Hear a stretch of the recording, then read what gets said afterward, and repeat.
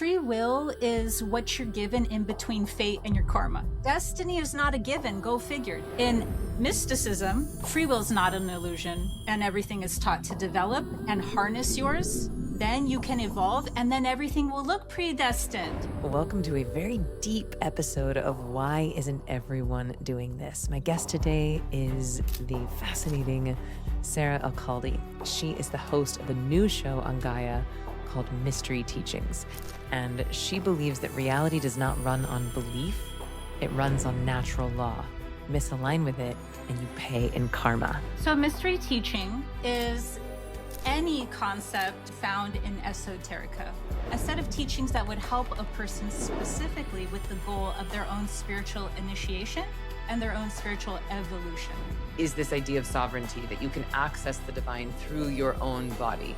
It is tools to actually turn up the dial on your divinity so that you remember how creative and how powerful you are. Yeah. Why isn't everyone using mystery teachings to upgrade their life? So, oh, wow. Well, Sarah Elkhaldy, I'm so grateful and excited to have you on the show, to have you as a guest on Why Isn't Everyone Doing This? Thank you for your lifetime of work, both in the somatic and the esoteric. Congratulations on your new show, Mystery Teachings on Gaia. It's rare that I get the opportunity to interview someone that feels so aligned and so, it feels like there's such a big overlap and cross section of our work, but that is totally new to me. So I feel like a kid at Christmas where it's like, wait, I get to, to me, I think part of the reason why we incarnated as humans is it's like the one became two for the joy of becoming one again. It's like we forgot that we were all God because it's really fun to remember that we're all God. And so when I see someone, or I get the opportunity to interview someone as brilliant and resplendent and connected as you are, who I've never met before, it feels like a real opportunity to practice that in real life in this incarnation. So excited to have you on. I appreciate that. Thank you so much. And it's so beautiful to hear that we are God from you, because that truth can be ran through so many different paradigms and sometimes come off as very scary. And you said it so simple and truthful and beautiful without fear. Yeah, I don't feel afraid of it, because here's the news. If I'm God, so are you, and so is everyone else. So there's nothing arrogant about it. There's nothing othering about it. It's actually just a reminder that we get to turn up the dial on our own divinity, which to me just means creativity and power. And I know that that's so much of your work with the mystery teachings. And I'm really excited to dive into, why isn't everyone using mystery teachings to upgrade their life?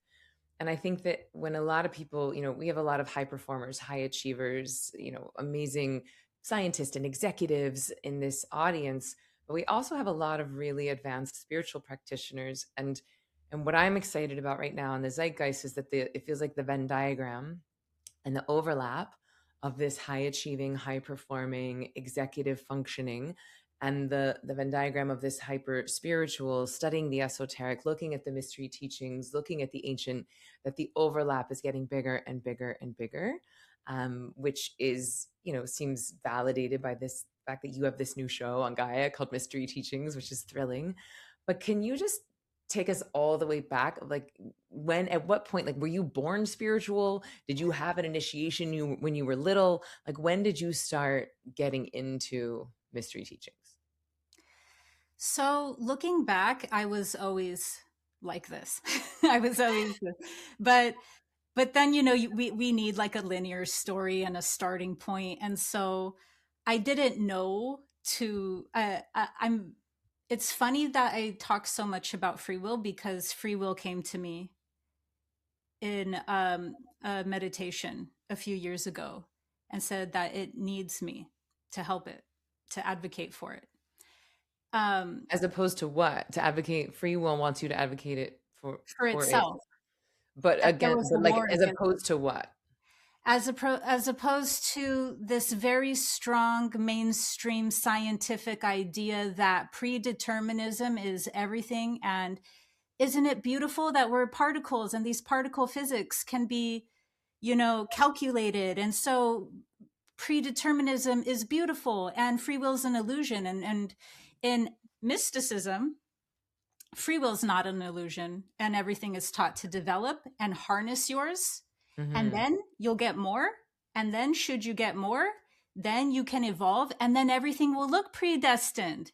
So, destiny is not a given. Go figure. Destiny has to have free will cultivated to, let's say, launch into the destiny. And would you say that free will is similar to intention? Free will is what you're given in between fate and your karma. So you Say have that again. these, Free will is what you're given in between fate, which would be predetermined, and your karma. yeah, because some things you can choose and it could be beautiful, right? Mm-hmm.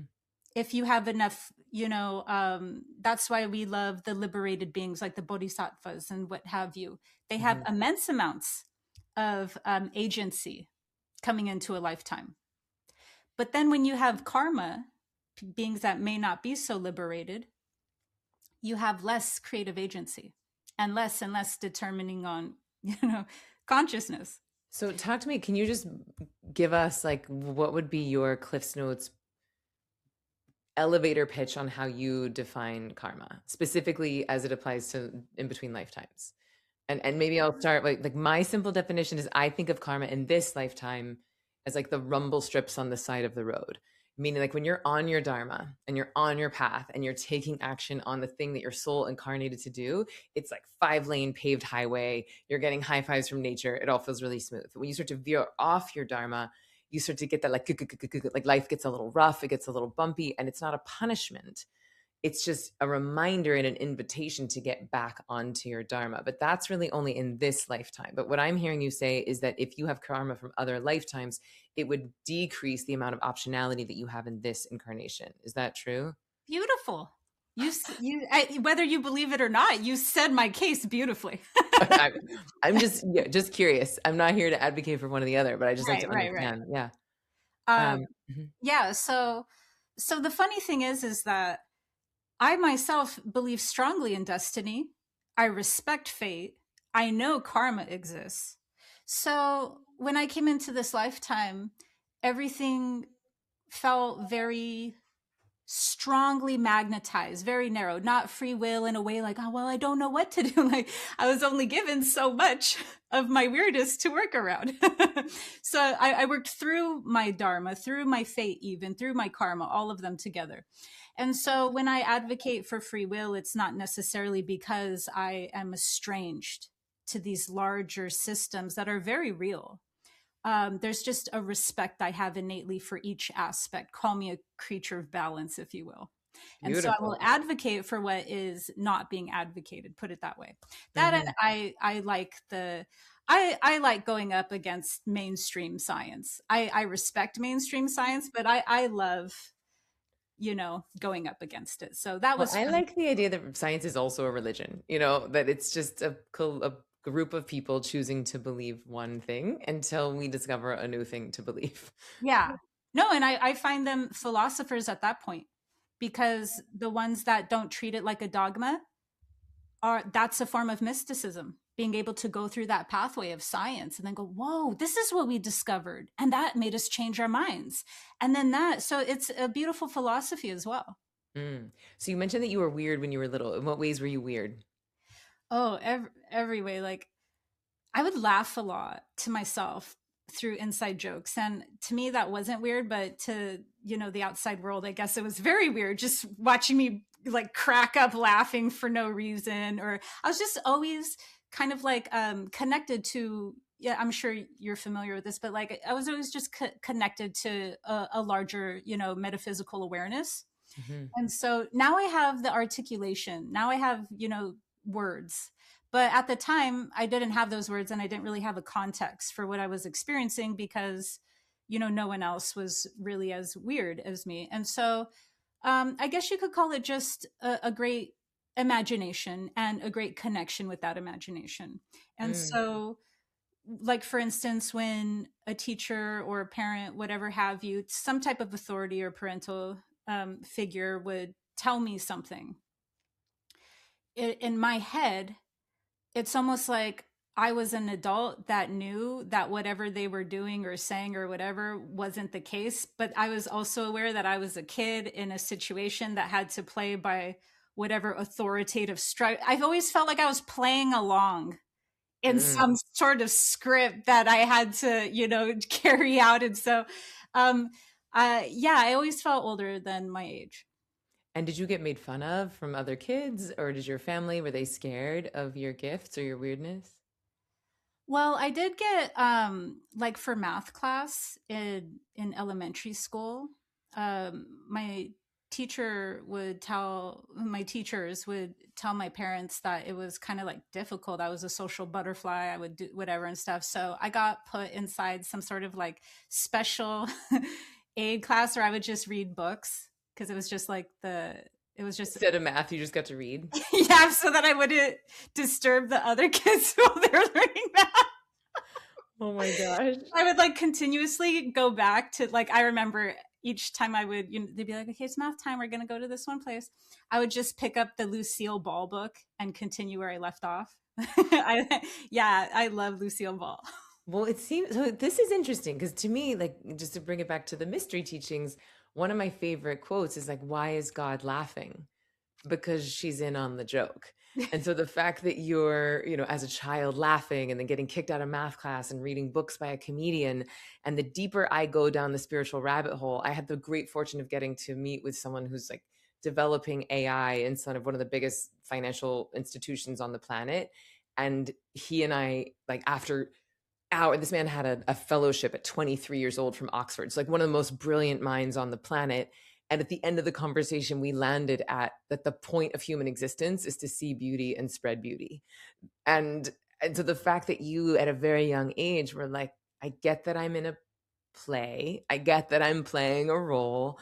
I'm in on the cosmic joke. I'm laughing with the divine. I'm skipping math class to go read Lucille Ball. Like, this to me feels so beautiful.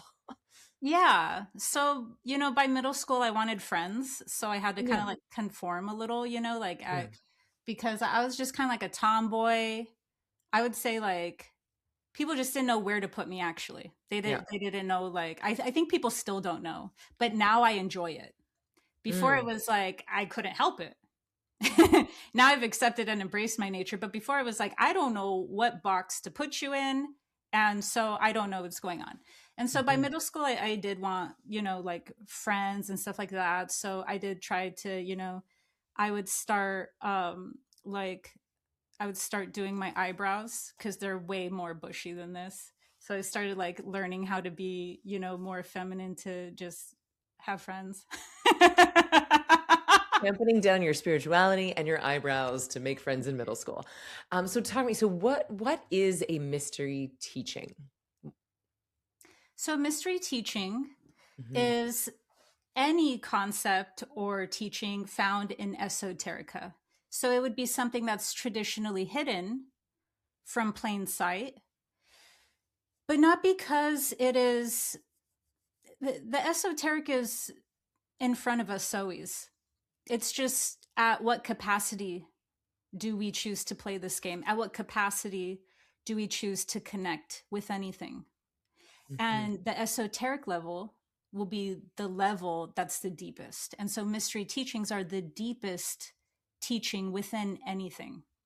Mhm. And so if somebody's connecting with any concept really, I've played around with trying to figure out what esoterica where its domains parameters are, and I can't find them. I find the esoteric What in does that everything. mean? Like, where's like the end of the rabbit hole, or the depth, or what do you mean the parameters? Like any type of teaching, like that we would even consider philosophical. Like Christian mysticism or Kabbalah or the Vedas or Well, those are more easily categorized as esoteric. So I've gone even beyond that to like very mundane, ordinary, 3D things, anything to just kind of test like, can that be like not esoteric?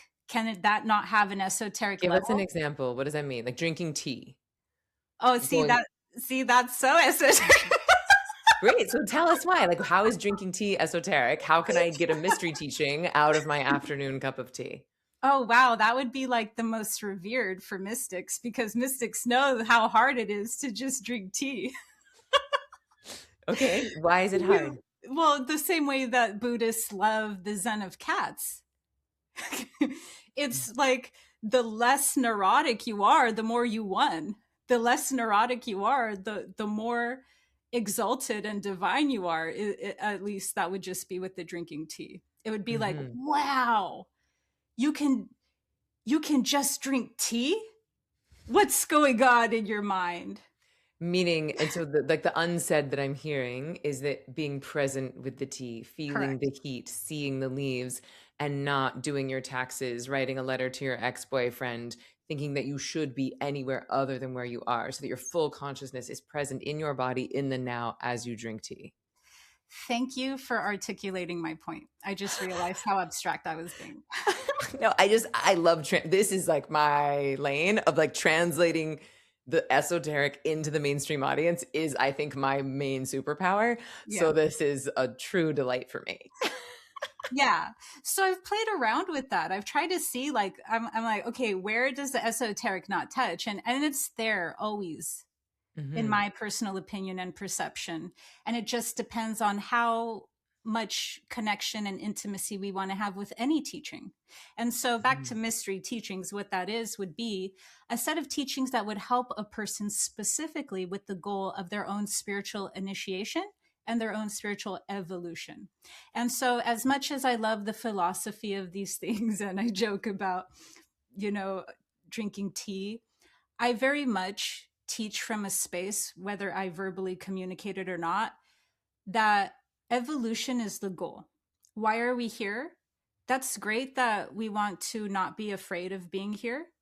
I'm happy when I hear people in the spiritual field or just the or the peripheral spiritual field say things like, stop wanting to ascend. Stop be, like I like that people have come to such a grounded awareness of the necessity for harmony with where they are, harmony for life itself, harmony for this experience.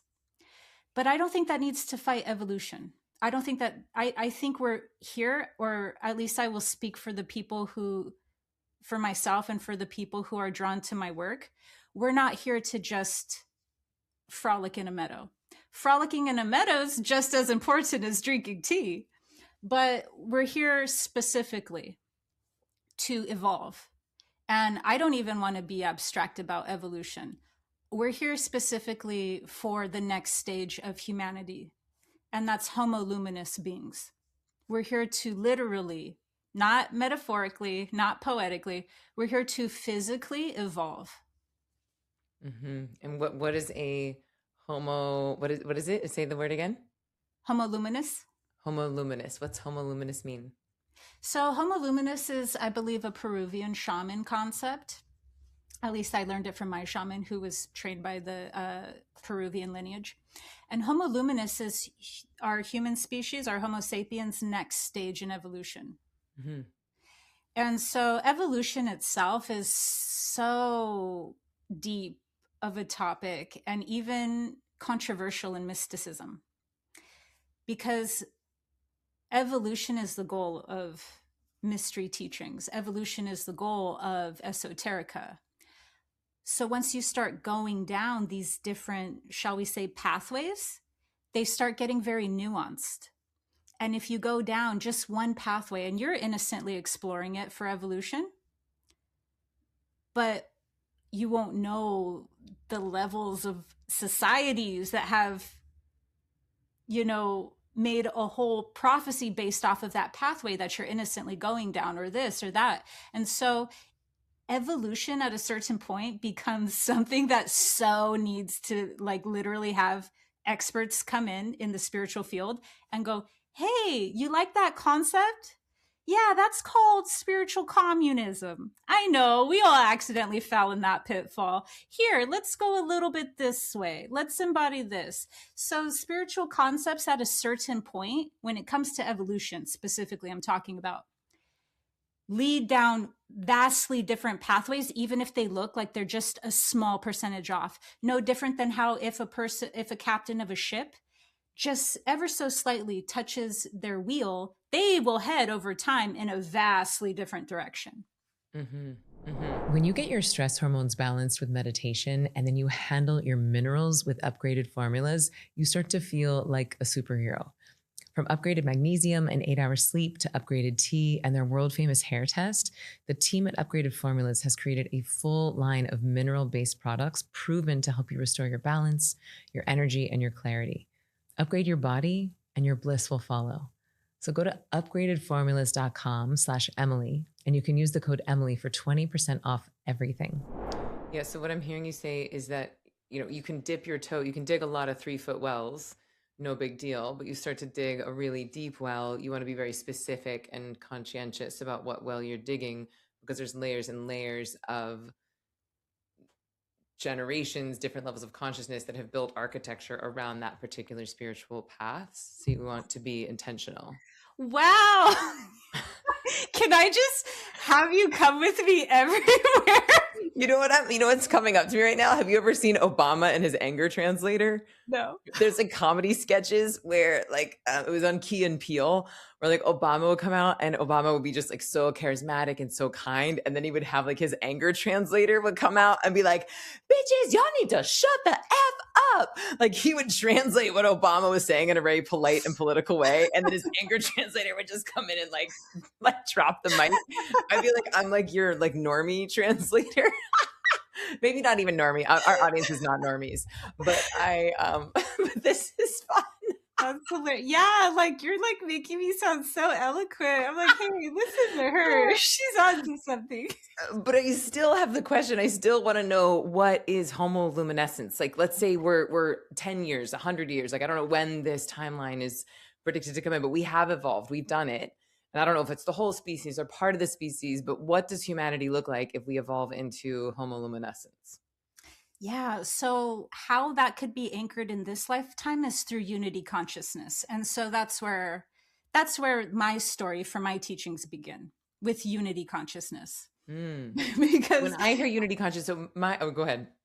Well, I'm just saying that as high as I can go, I do know that this needs to be grounded, and this isn't something like, oh my God, you see, you're wholly different. You're shining like so. The process right now is for those that are what's also known as mind heart coherence, which is why I love that there's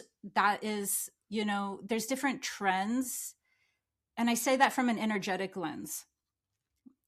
There's different trends going on in the field. And what I love is that there's a distinct trend for higher consciousness that's different than the other stages of consciousness going on right now in the field. And I love that mind heart coherence is the strongest and most dominant trend of energy that people are being called into right now to speak about, to embody, to teach, because that's how unity consciousness, that's actually our assignment right now. That's what will then unfold to the next stage of becoming homo luminous, and then the next stage. And so homo luminous would be essentially the enlightened being, but enlightened in a very physical or in a very energetic way. It would even over a certain amount of time, it's actually as physical as you could get before you cannot really call yourself more of a physical creature anymore. It would be like at that threshold between spirit and matter. Yeah. So my lineage is from the Vedas. So originally, I'd say now it's transcended that, but it was like my spiritual home. And in the Vedas, there's 7 different states of consciousness, and there's like God consciousness, and then beyond God consciousness is unity consciousness. And so I love this. And yes, of course, like meditation is one of the first tools that they teach people to get into coherence with their whole body, that all the cells are getting into coherence. And that's a beautiful way there. What's fascinating is what you just said of like enlightenment. We hear that term. When I hear enlightenment, when most people hear enlightenment, I think they think about simply a mental state of being. We imagine some monk being super zen on a mountaintop. But what I'm hearing you say, and what feels really exciting to me about this, is that we're talking about the actual luminosity of your physical body. We're talking about how much energy and light can you bring into your body so that you're vibrating at a frequency that is just in between the manifest and the unmanifest. Like, actually, I'll show you. This is worth a little commercial break here. When I do, when I initiate people, we do these puja ceremonies, and there's this photo here. Those of you who are listening, you'll have to tune into the YouTube. But this is the picture of like this holy tradition. This is just one. This is like a Saraswati lineage in India. But and just to preface it, I don't think any of the paths to God are exclusively Indian. I just think that India had protected it for a really long time because of the mountain ranges and the oceans, so that the indigenous wisdom got to be protected. But anyway, what I love is you can barely see, but at the very top of this holy tradition, at the very top of this lineage, there's Narayan, and it's a figure laying down, and you can barely see it, but usually in a really good printing of this, there's a being laying down, and it's like almost so light that it's almost transcending into pure, like everythingness, pure akasha. And so to me, when you say this homo luminous, like that's what I think of, where you're just like in this in-between state, almost angelic. Yeah. And so that's the assignment, in my personal opinion, that's like why many of us are here. Either that, or, you know, like I have some friends that they don't want to, they want to leave this universe. So, you know, they're Buddhists.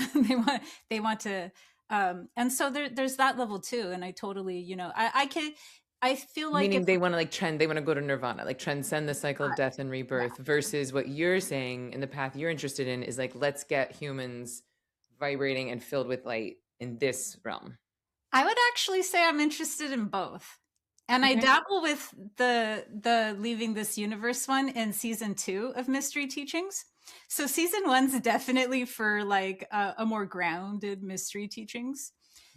Season 2, we definitely talk about the, you know, timeline split still. We continue along and teach that. But then I definitely wanted some episodes that I created where they're just about, you know, like what's beyond this universe? How do we access beyond that when our time is up here? So I don't have a judgment really about what level a person, you know, feels called to involve in. That's something personal to them, but I'm here for it all, meaning that I'm here for evolution. And I think that anyone who, you know, is drawn to my work. I don't want to speak for yourself, but you seem, you know, very much, you know, like a kindred spirit. So anyone drawn to these levels of conversations, they're really, no matter how, you know, they could be a CEO, it won't really matter because we all have different paths. So we didn't choose, there's no only one way to wake up and evolve. Some of the largest catalysts come from having the most contrasted experiences. And you never know, because I see people a lot of the times judge people who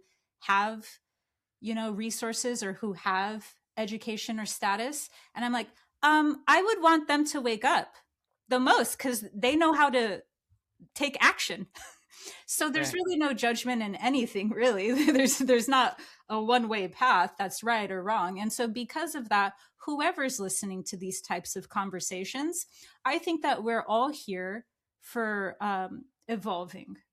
I don't know, even in my sphere, one person who would be like, oh no, evolution, that's fantasy, that's disassociative. It's so interesting because I think that it's inevitable. I actually think even if you don't want to evolve, we are in the middle of an 18 billion year expansion cycle in the universe. So like the name of the game is creation and expansion, whether you want it or not. But it is interesting, like how much, to your original point of free will versus karma versus predeterminism. My best friend Stacy said to me the other day, she's like, Emily, not everybody wants to heal. And she like stopped me in my tracks. And I was like, what do you mean? Like, I just live in such an echo chamber and such a bubble that and I just really try that on sometimes. Like, oh yeah, not everybody wants to heal, and that's okay. You know, like it's okay. And they'll evolve anyway, because it's just the name of the game, even if there's not their desire. Totally. Absolutely. And so that's why when people tell me that on my teachings, I'm like, yeah, so they don't have to watch my stuff, but I'm still going to teach this. Totally. And so let's say someone is like newer to this concept of mystery teachings. Like I'm really into the idea of ancient future. I'm doing these pilgrimages around the world. We just did one in Egypt. I'm taking a group to Greece. And so what I'm feeling called to do is like take people and do these activations at different sacred sites around the planet, not just for the experience itself, but also because I believe that there are clues hiding in plain sight. Like I believe that these temples, these lands have energetic frequencies and actually like codes and clues of how we can evolve and ascend into higher states of consciousness. And my theory there is that it actually required humans to be in an advanced state of consciousness in order to build these temples at all, because oftentimes these temples we don't even have the technology to build them now. So to me it's like, how do we merge the ancient and the future? But for someone who's new and maybe doesn't want to take a pilgrimage or isn't super interested, because it doesn't sound like your work is necessarily around ancient sites or temples or civilizations. It sounds like you're actually giving people tools or initiations that they can use right now to evolve, to bring more light into their body. So can you share like one tool that you might share with someone, or one teaching that you have from the show on mystery teachings? It's like, what would be a step one, or why should people even want to care about this? Brilliant.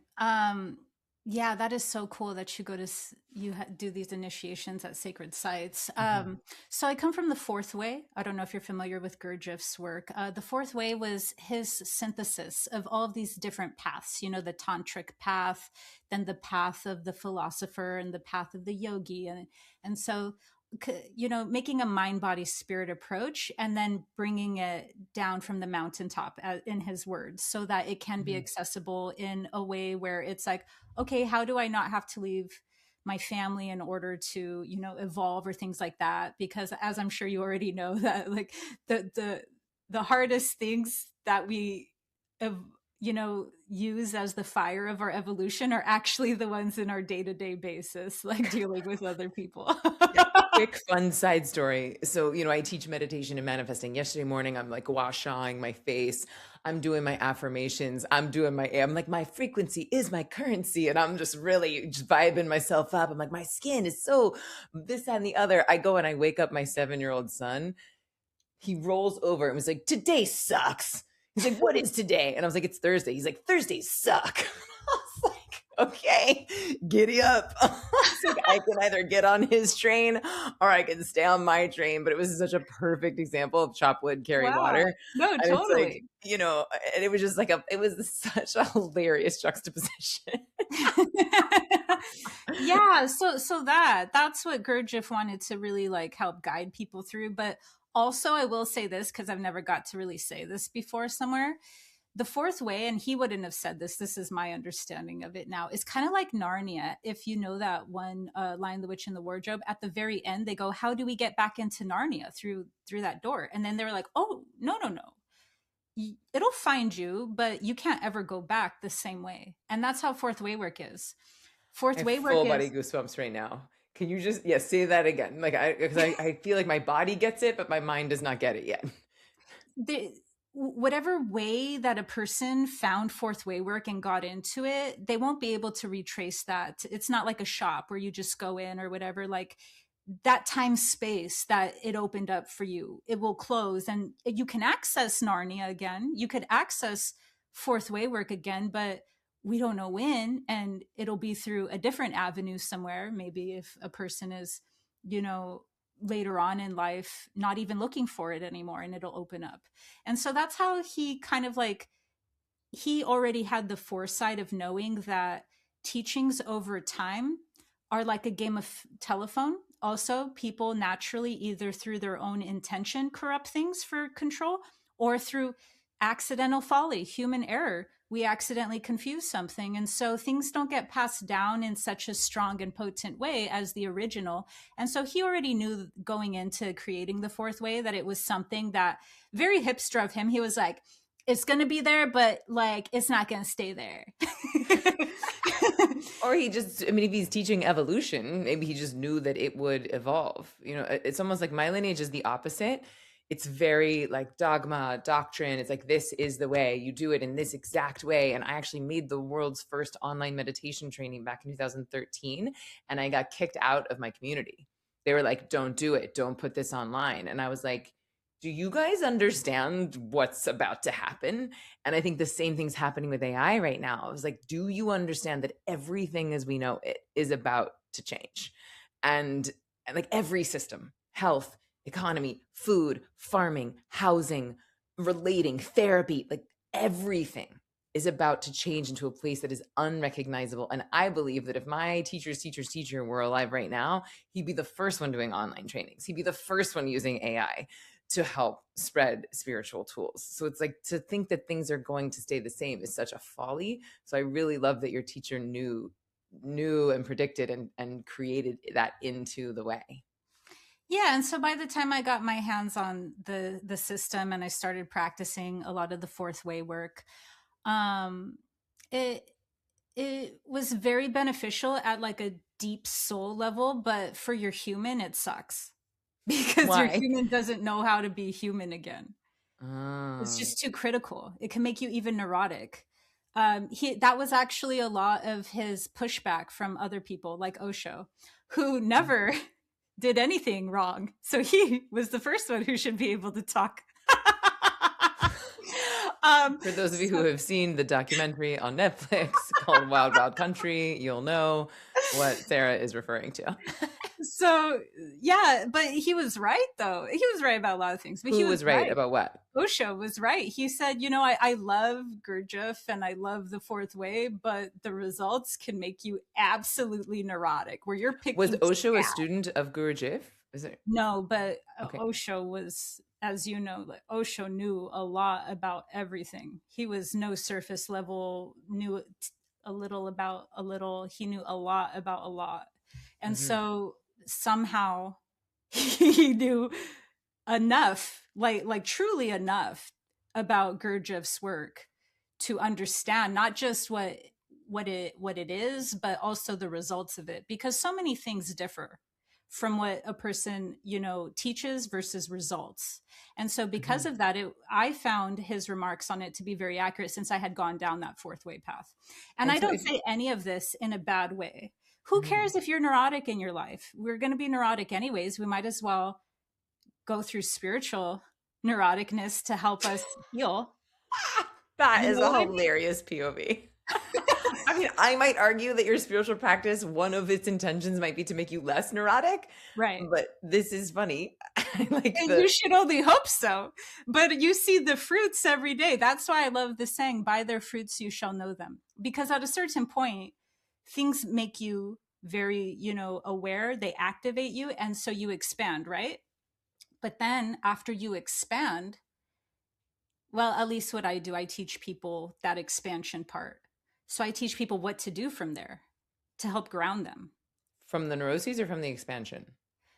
Neurosis and expansion are one at this point because, okay, I'm saying neurosis now in too large of a way, but when you expand, you start opening up. And opening up means that you're open to, we don't know what we were talking about before. We start questioning things. We're very open. It's a very vulnerable and susceptible state. And and it's brave. It's the most bravest thing a person can do because in that state there's so many, like dark agendas to get a person in that state, to purposely confuse them, and that will cause that opening as well in a person's body, mind, and psyche. So what you do in that state has to depend on how it's cultivated, because it's not good or bad. It just is. When you're Mhm. in that open, confused state, that could be negative or it could be positive. But when you're going through it and a person, let's say, may not have, like, I try to be gentle. I try to not be like, and that's why we need to do this. Like, I won't know a person's dharma. I don't know what they need to do. That's not my job. That's heavy, actually, if I feel like telling somebody something like that. That doesn't feel good to me. That feels heavy because it's not mine. So whatever's not yours feels heavy.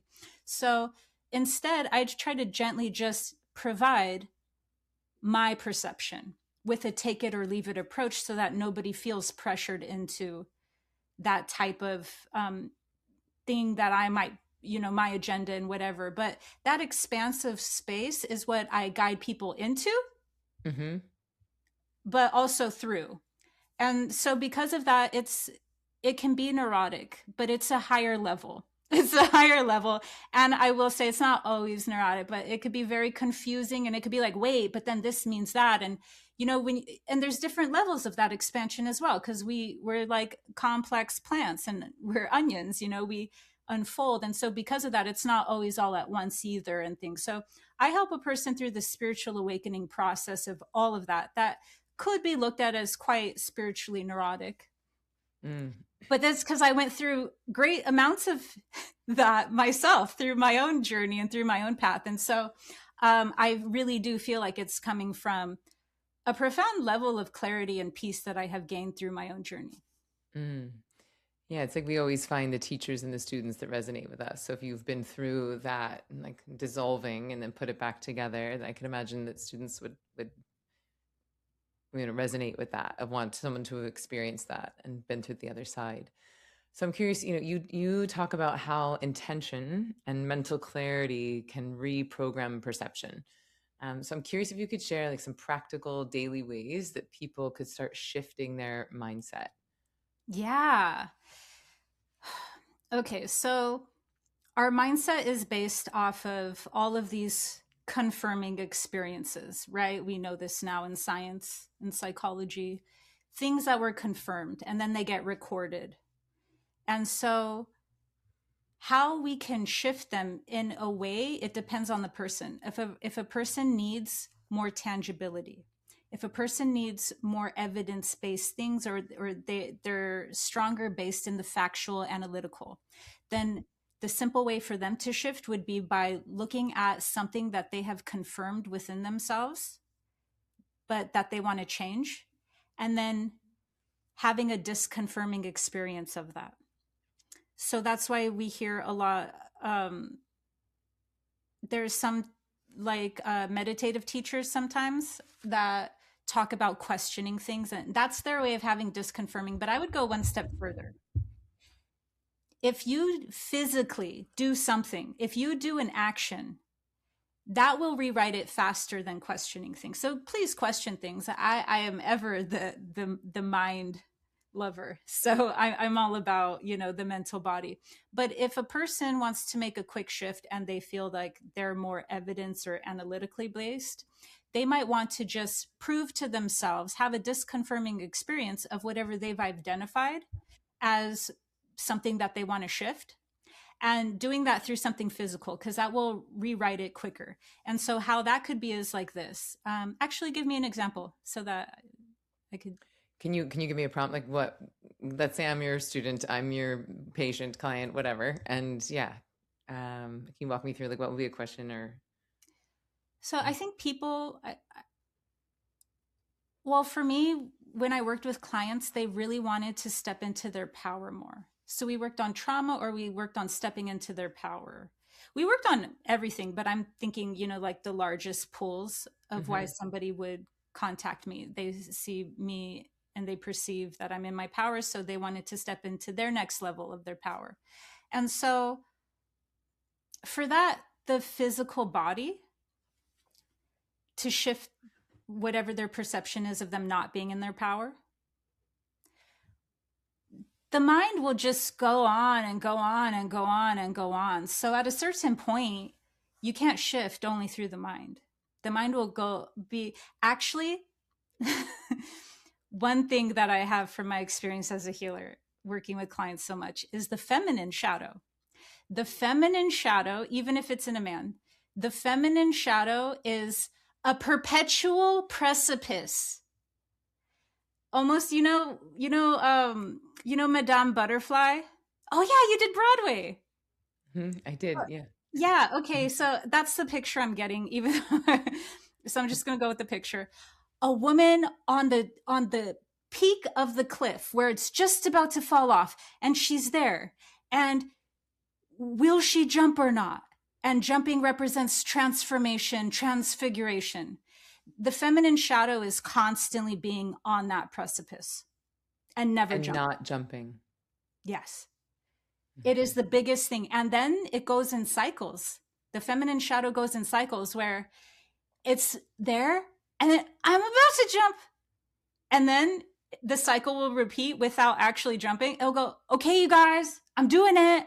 I'm jumping. And it's like, yeah, we heard that. We heard that 5 years ago, 10 years ago, 3. So I actually, in my own personal sessions, how I shift that is acting the way I just did. Because spirit sees that that's almost like the medicine is mirroring back that subconscious automation to them in almost like an energetic way that can break that pattern up. Okay, so do you want to try this out? Like, do you want to do like a mini session with me? I have a thing that I'm like on the precipice of, and I've been on the precipice of it for like 5 years. Oh, sure. I did this yesterday. I was a guest on a podcast yesterday. I ended up going into a session with the host. She's like crying. It's the whole deal. But I mean, if that's not the way our work works, we don't have to do it. This is fun. Okay. I mean, it's kind of a big one. So I have this spirit baby. Her name is Selah, and she's been in the field for like 5 or 6 years. She was in the field, and then I heard the term Selah. I was like, that's her name.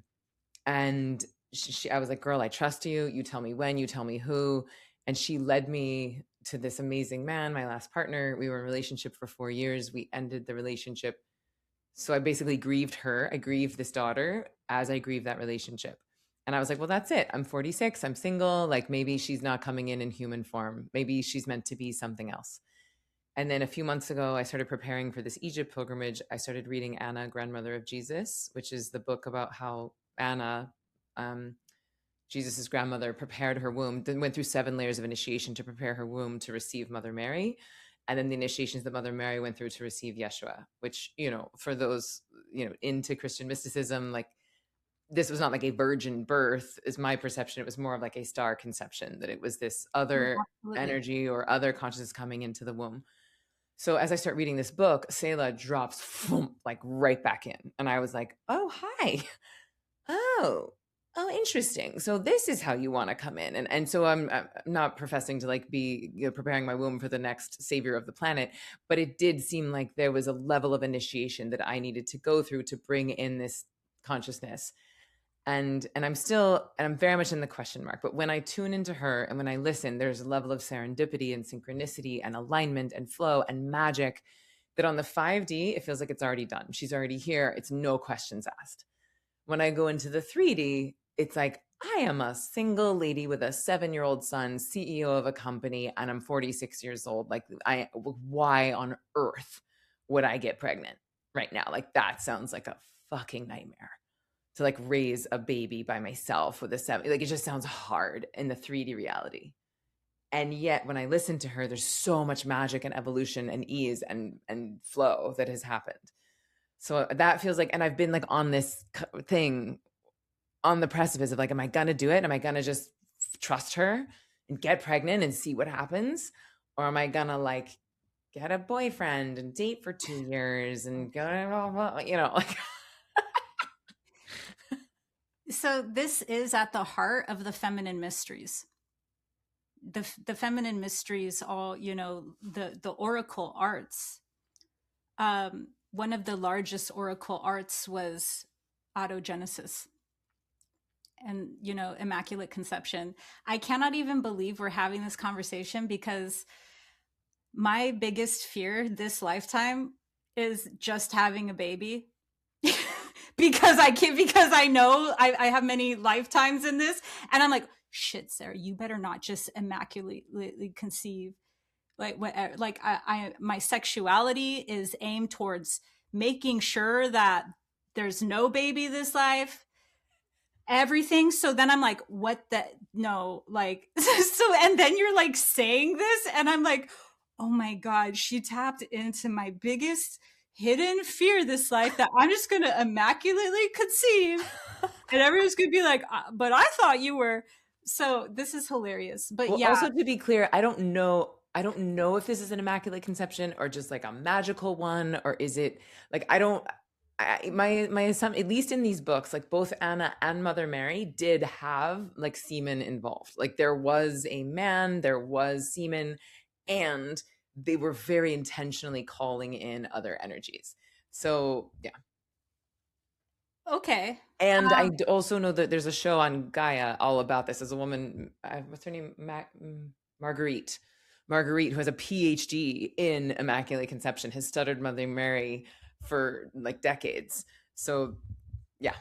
oh, I have to watch that. Hmm. Yeah, but autogenesis, that was like an initiation for sure. But that was like the feminine mysteries initiation, and so Hmm. Have you done them? Have you been initiated in that? in past lives, Okay, not in this one. no.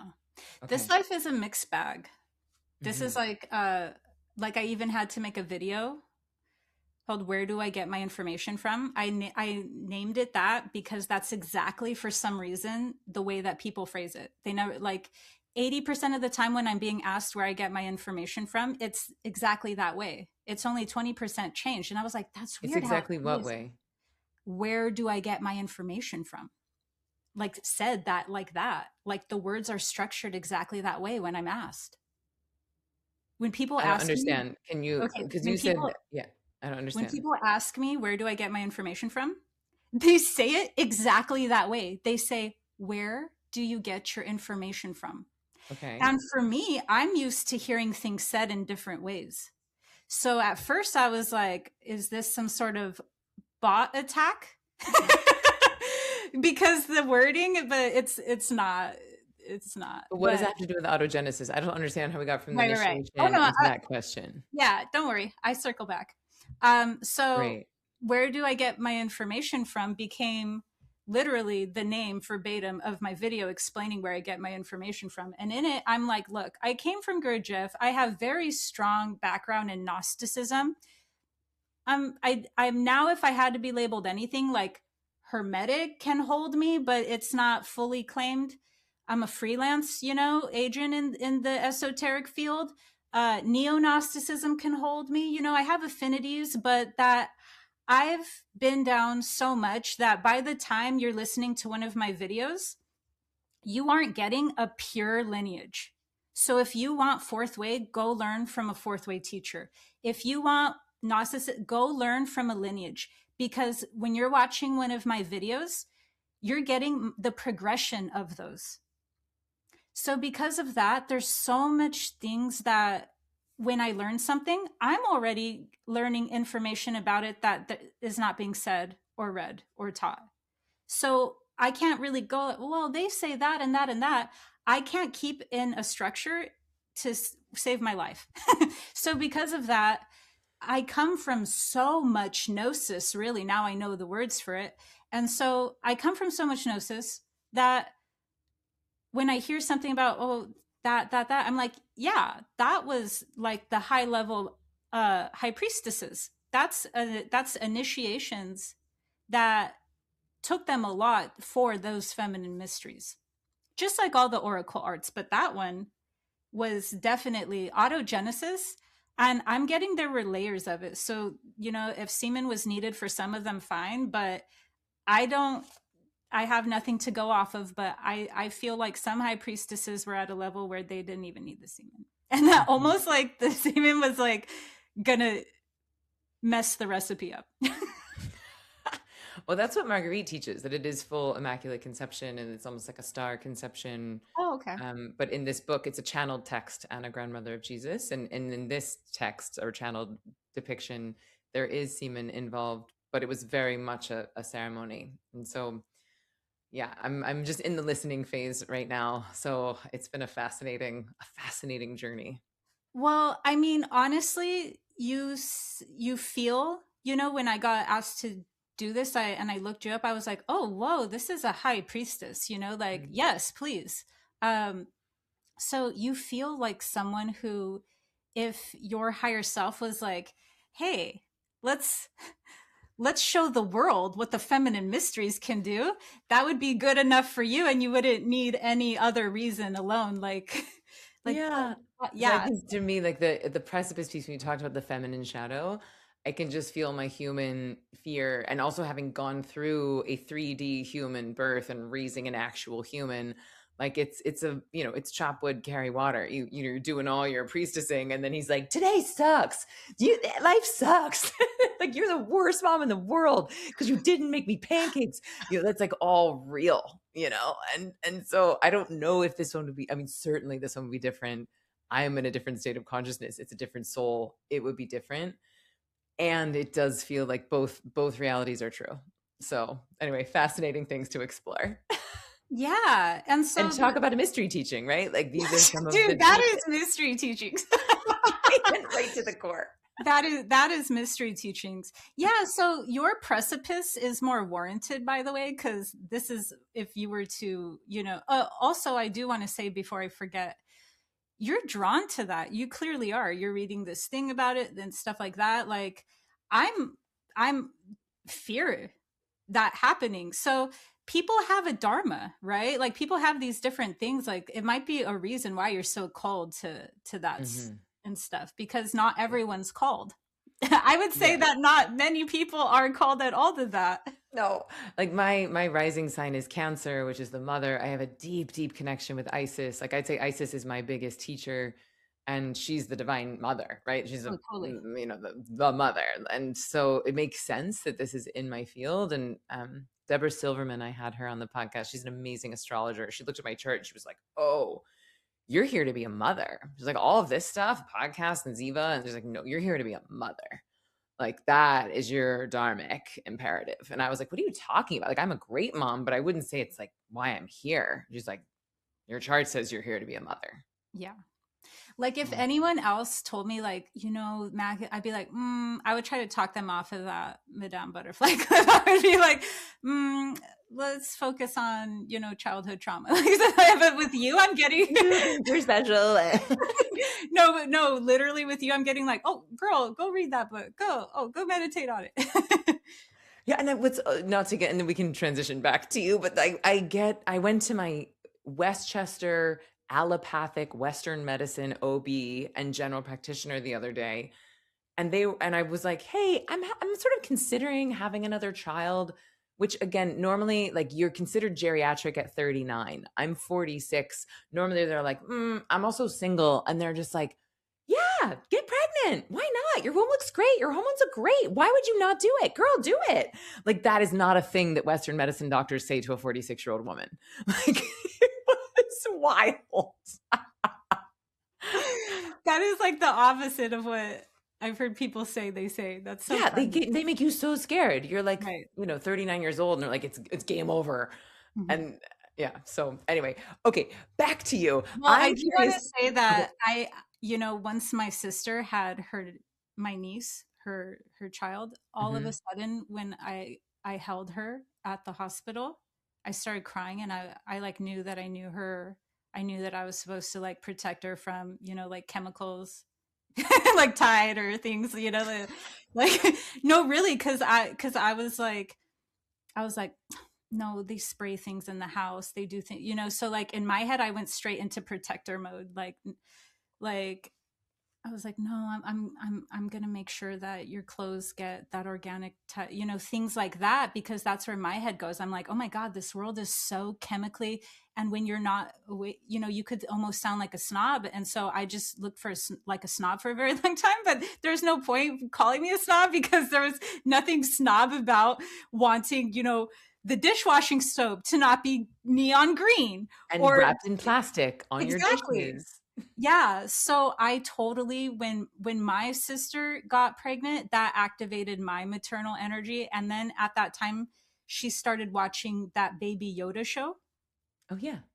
So then I'm watching her, and I already am like, oh well, I could be a mother through watching her. And then I saw Baby Yoda, and I was like, oh my God, like I wanted Baby Yoda. so that's when my maternal instincts got activated. Baby Yoda. Yeah, and like that's the other piece, is that we can be mothers in so many ways. We can birth so many things. So it's a real interesting question. So I'm curious about the timing of this. Like I love that you and Gaia are doing this partnership and you're birthing this show into the world. because a lot of people feel like reality has become fragmented. You know, like a lot of people will be like, wait, you guys are talking about what on this podcast? Like even you and I are in a very specific niche of reality that most of the planet is not in. And Right. so if reality has become fragmented from the news cycle to social media being like the algorithm just feeding us more of what we want to see, like how do your teachings and how do you think the show is going to help people feel more centered and more clear in these times of uncertainty? I think first just having somebody who's saying really gnarly things, but also in a dignified, articulate manner that's mirroring to them that they're not in distress is super helpful. What gnarly things are you saying? Oh, we didn't just talk about all that stuff that we talked about right now, right? That's pretty gnarly. I mean, I'd say it's woo, it's out there. I wouldn't call it gnarly. Like, what do you define as gnarly? Like, are you basically being like, what are you saying that's gnarly on the show that's not Immaculate Oh, what Conception? does gnarly mean? Because I just use it as like a strong intensity, like an intense Yeah, topic. I guess maybe I don't know the technical definition, but my interpretation of gnarly is like both intense and hard or bad. Like that was like a gnarly fall. Like you fell off your bike and it was a Oh, gnarly yeah. injury. Okay, Usually, well, in California, we just, oh, like we as a have gnarly at least wave. a It was minute. gnarly. Yeah, yeah, sorry. It's Okay, not, okay. but actually, yeah, it is still gnarly.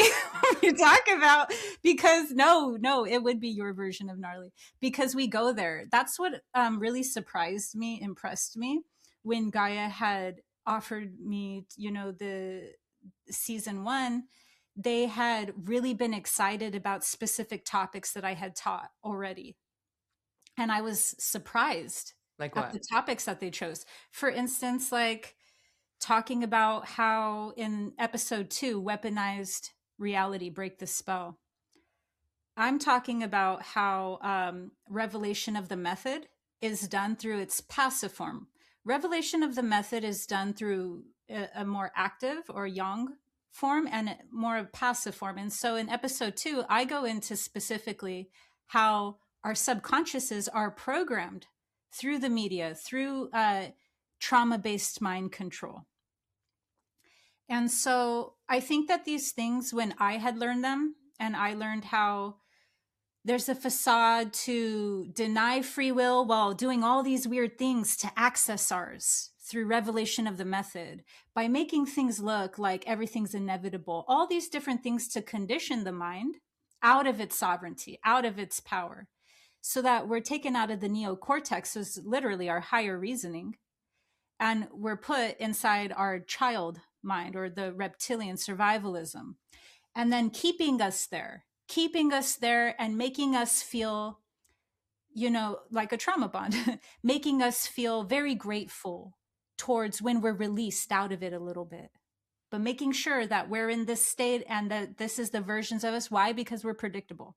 So it's predictive programming for a reason. We're not only giving our energy, life force, to those timelines for them to create, but literally we are programmed to not see our own power and to not see our own choices and actions, and therefore how we can, not just with our own mind and our own life force, but with our actions, shift the powers that were, shift those timelines.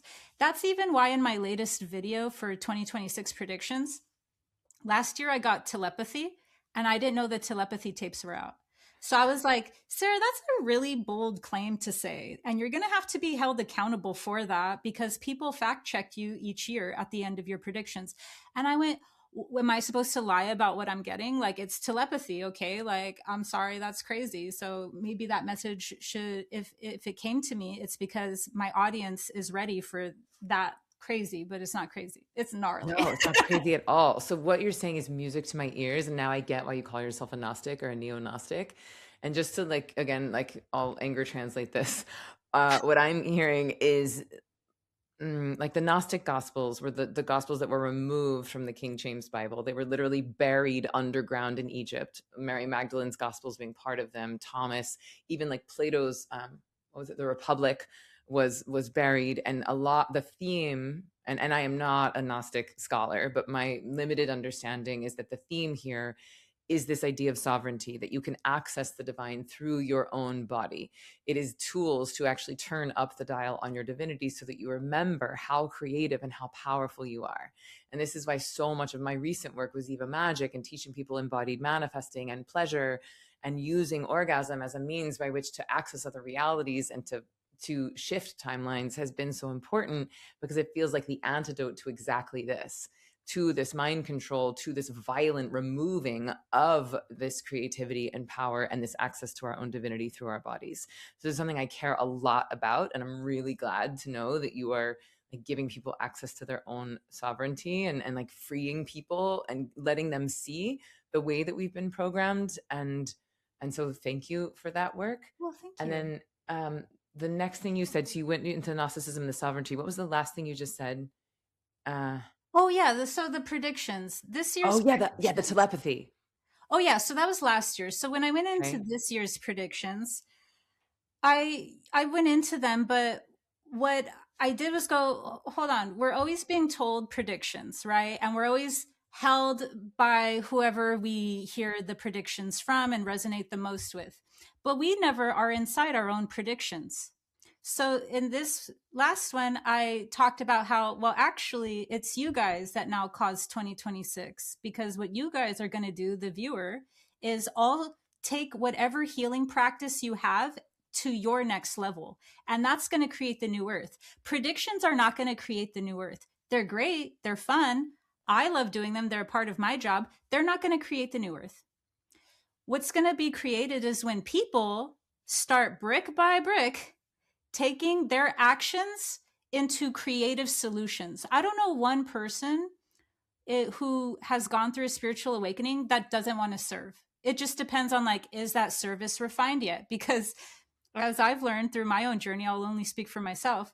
There's many actions I took that were still what I would consider ignorant. So I it's used to also call myself the world's most competitive meditation teacher. I was like, I just want to be the best meditation teacher on the planet. good. Like, so competitive about it.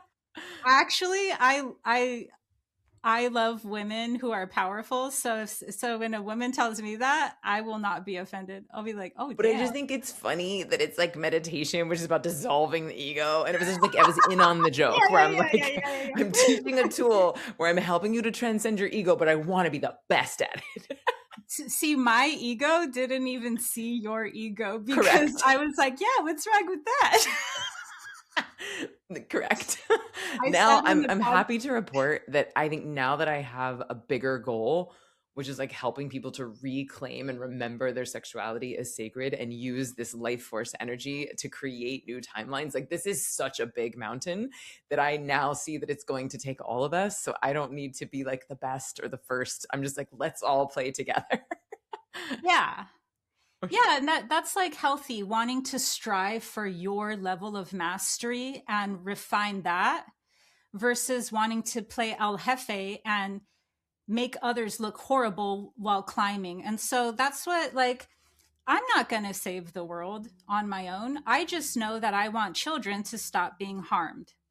So to get that end goal, I would want to encourage others for their creative solutions because I will only be able to activate, inspire those solutions. I'm a projector. I don't have much energy to actually I do knew those you were a creative projector. solutions. Like I am also a projector, right? Okay. Because we're synthesizers, right? It's like we Yeah. take the lineages and synthesize Yeah. them and then bring things in through the body. Do you know what your authority is? Are you sacral authority? Are you splenic? Splenic. I'm splenic too.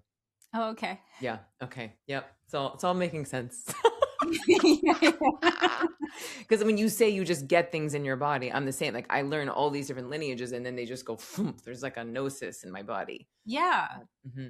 Yeah. And then I have an undefined crown, which I guess is really good for that too, and a defined heart. I have an open throat. I have an undefined throat, which is why I think I'm a good speaker. It's why I can like tune in when you're like, oh, you just said this thing. I'm tuning into your consciousness and speaking that. That's why I'm a good speaker on stage because I'm not speaking my own words. I'm just speaking what the audience wants and needs to hear. Oh, yeah. Yeah. Mm-hmm. Yeah. Fun. Okay, so can you share your predictions for 2026? Oh, yeah. So, what I saw come up the strongest actually was that everyone's health practice, whatever that was, if someone was, for instance, in psychology and that was their, mental health, they're going to be refining it. They're going to be changing it somehow. When I zoomed in, what I saw was they're going to be using some, psychedelics and stuff. But then what I saw was that people who were doing some sort of therapy modality were going to either learn a new one and start doing that one and shifting instead, or gonna enhance the one they're doing and change it to a way where it doesn't look anything like how they were doing it before. If you're in the healing field, so now we're talking about woo, less mental emotional health, that's gonna go to a larger level. So I just saw a full domino effect when it came to healing and health. And then I thought, oh, that makes total sense that that's coming up as the largest theme, because think about if you're truly not in your head listening to predictions and waiting for a new earth, if you're really creating a part of a shift and you're going to see this timeline split or this new earth, that would need to be one, phasing out the institutions. You can't just replace it through anger and through activism. You would need to literally give this other thing that makes that option obsolete. So one, absolution would be done through brick and, person by person. Here's this new thing and it works. And here's this new thing. And we have to know about the gut in order to know about your arteries. And we have to know about emotions to know about the cell membrane plasticity, so epigenetics, all these different things. And so I see it as like mental health, physical health, energetic health, spiritual health. Health on all the different layers are the template for the new earth, because everything else will get recycled. This is what I was told by myself. Big Sarah told little Sarah that everything else is going to recycle. So even if there's a great breakthrough in another industry, it won't even matter.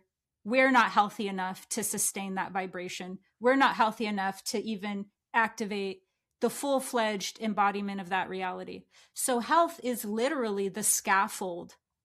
It's the template that then makes all the other things that are truly innovative or not innovative stand the test of time. We'll find out, but we'll find out after health.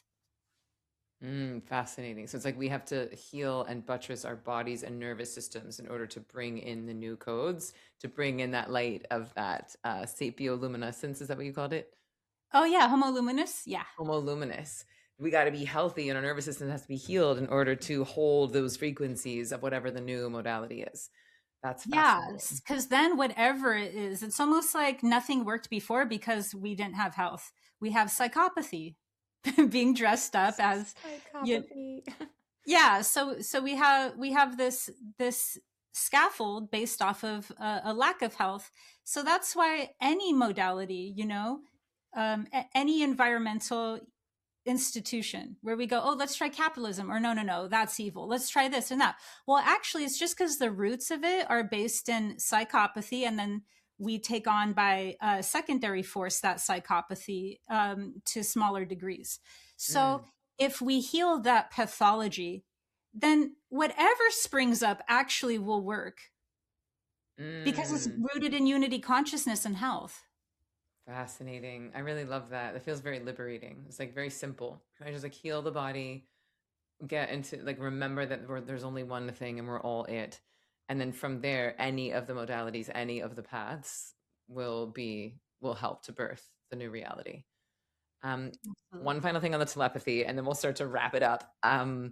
Is when I listened to the telepathy tapes, and I had the good fortune of interviewing a man named Jerry Simpson on the podcast a few years ago. It was like 2 years ago, and we were talking about AI, and he's been building an AI, feeding it indigenous wisdom, and he's a brilliant, brilliant man. And he basically had this theory that AI is about to liberate human consciousness in a way that we haven't seen since the discovery of fire. And I talk about this a lot, but basically, we think about before fire, we were eating raw meat, and all that blood, all that energy that it would take to digest the food inside of our bellies took a lot of blood. And then we got fire. It's like, well, we could pre-cook and pre-digest the food, and then all that blood and energy could come up to our brains. huge surge in consciousness, skulls get bigger, cave writing starts, stories are being passed down from generation to generation. And there was a massive surge in the intellect. Now, when AI is going to start to do both of our storage and our computing, and perhaps even a lot of our communicating for us, what's going to happen with all of this consciousness left over? And so to me, this like wave of autism and these nonverbal communicators and telepathy, it feels like the canary in the coal mine of what is possible as we, if we're healthy, right? Like if our bodies are healthy, if our psychology is healthy, could we evolve into a species where we can use this leftover consciousness, where we're not storing our parents' phone number and our things, or division, or like, you know, all this stuff, all the mundane 3D stuff that bogs down our prefrontal cortex? Could we then use that to be as if we're in an elevated state of consciousness all the time? So remember how earlier I said that the goal of esoterica is evolution, but then once you go into evolution, you'll see that something that sounds so like, hey, that's innocent, let's do that, ends up being in the mysteries. Like, oh, that is, did you know there's a society behind that? Did you know that there's this and that? And I'm not saying that people that want to help with their technology-based dharma are a part of hidden things. I'm not saying that. But my point is that one thing that I had to understand in my own, talks with mystics was how eugenics was very bad. And it's like, well, duh, we know eugenics is bad. But then you'll see other people who won't know it and they'll go, no, we just want to do this. And then we're like, yeah, that's called this. It's already planted out. It's whatever. So there's all of these different things and they mean well. And this is what spirit really wants me to do, because I love fighting. So it's like, don't fight. Spirit wants me to actually be the balance of these different creatures and to understand things through the lens of these different thought forms of AI or not AI or technology or evolution. How do these all fit in? And I feel very called to play the creature of balance and come from the main perception of it's coming from a good place. But why I'm saying all of that is because I feel very strongly about teaching humans about their inner technology. And I find AI, when it is emphasized to the degree that it is, to be an evolutionary path that's already, I know it well, you learn it well in mysticism, and that it does not lead to the things that it really means well and thinks it will lead to. And so that's just my viewpoint. You seem very open-minded and fair to not agree with me, but to hold space for me saying that. And so I'm just saying that because I feel very called to be the advocate of specific things that normally when universal consciousness is trying to have people pick up that phone call, it's too controversial. So I go, I'm your girl. Mm-hmm. I'm your girl. I'll take you on free will. I'll take you on organic spiritual evolution. So I see the value of AI because I view it as an alchemical force that means well. But I also, in my personal opinion, have tracked that force to not having the end manifestation that it means well on, if that makes sense. Well, yeah. So what I'm hearing you say is like, you feel like there's either dark forces, or if you go down the end of this timeline where humans really adopt and partner with AI, that it's like it's not a great timeline, but perhaps it's relevant in its alchemical force, that it creates a level of destruction that could alchemize into something else. Is that true? Yeah, I did a video on this actually. It's about like AI, I forget what it's called, but what it's on is people even thought I changed my stance on it, but it wasn't. It's just because my stance on it was before so many people were using ChatGPT. So I had to revise my stance because I'm not going to sound like an evangelical. So I was understanding more about connecting with what AI is, what I can do my best to connect with through intimacy of what are you beyond my judgments. And so what I had connected with is that it's like in Star Wars, the Force.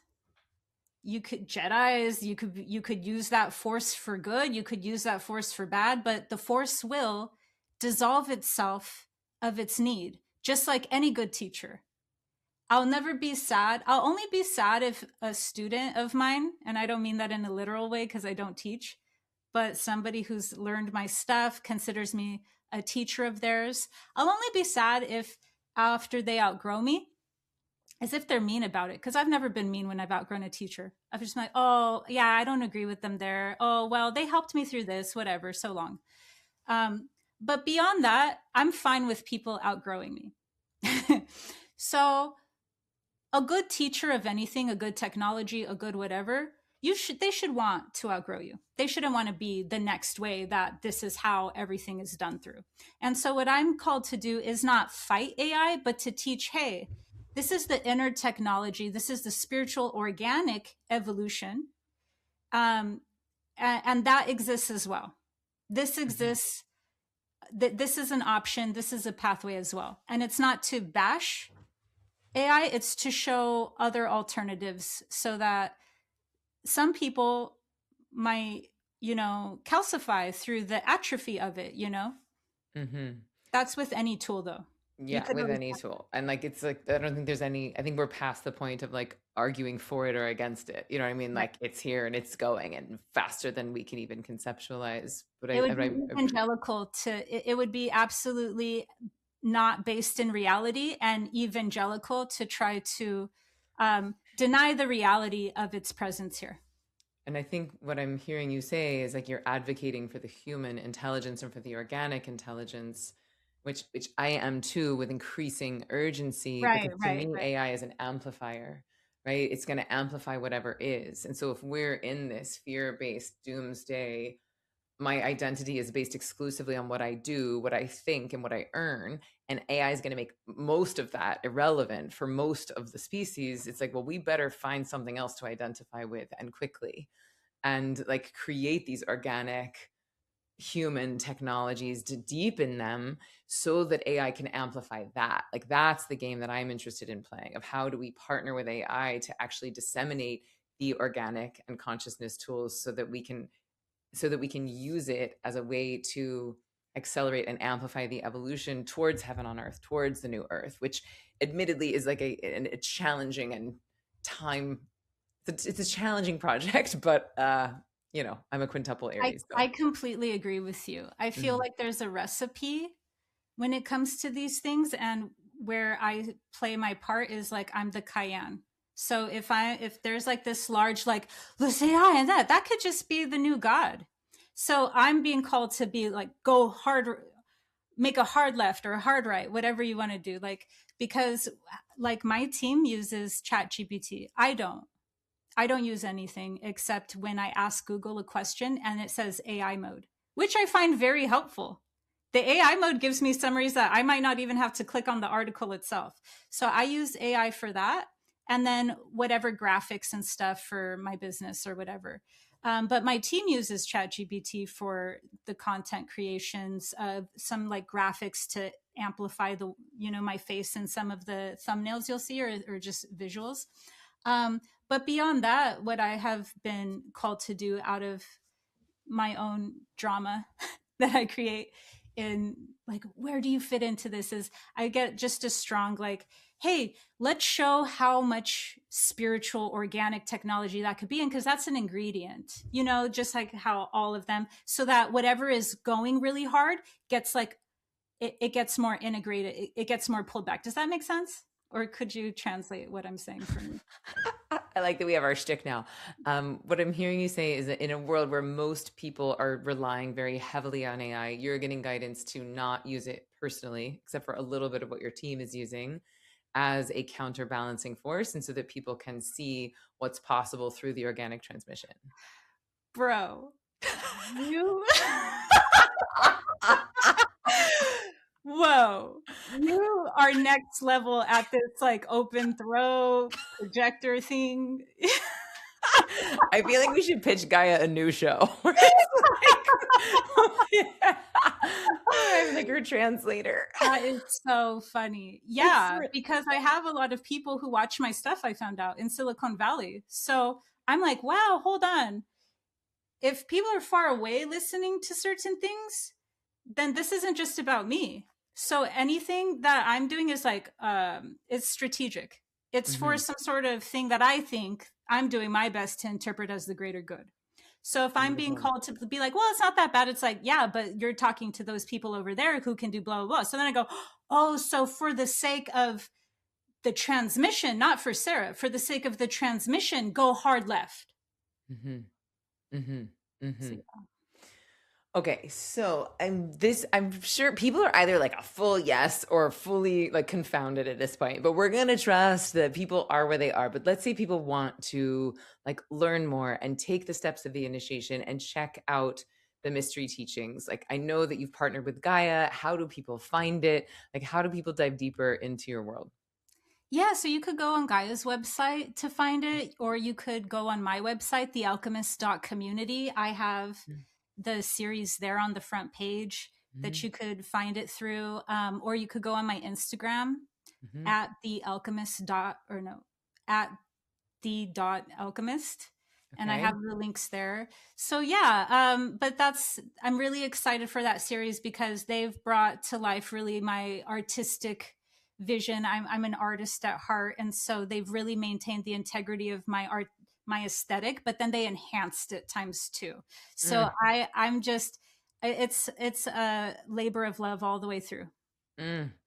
Well, I'm really personally very excited to watch it. Mystery Teachings is what it just feels like that more and more is what I want to be doing with my time. It feels more and more important on the planet that we are studying these more ancient teachings and these mysteries that are hiding in plain sight, inspired by the Gnostic Gospels, like reminding us of our own sovereignty, reminding us of our own creativity and power, reminding us of these alchemical tools. So really, really excited for this collaboration. I'm excited to check it out and really happy to know you. I trust Likewise. that nature's going to throw us in the perfect soup at the perfect time. I teach with Gaia sometimes as well, so maybe we'll get to weave together. But thank you for Yeah. your lifetime of work and for your bravery. And for those of you listening, I hope that you've enjoyed this episode. My request would be to like screenshot it, share it on social. I'm at Ziva Meditation. She's the dot alchemist. Is that right? Okay. And let us know what you learned. Like, what were your big ahas? What did you agree with? What did you disagree with? Did you like, what was the craziest thing that you heard? Did this inspire you to want to learn more mystery teachings? And definitely check out the new show, season 2 of the show coming soon on Gaia. I love you, and I will see you next week on Why Isn't Everyone Doing This?